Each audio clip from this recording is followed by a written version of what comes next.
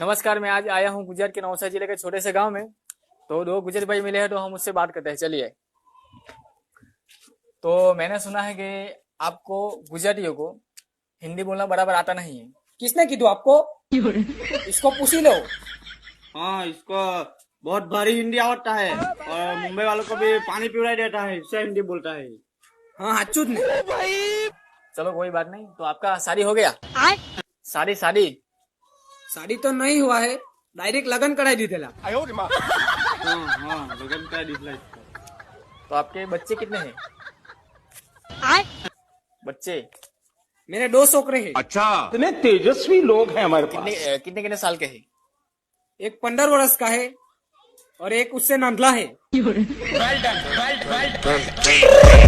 I got broads in Atlanta, just to lean the family. Credit cards.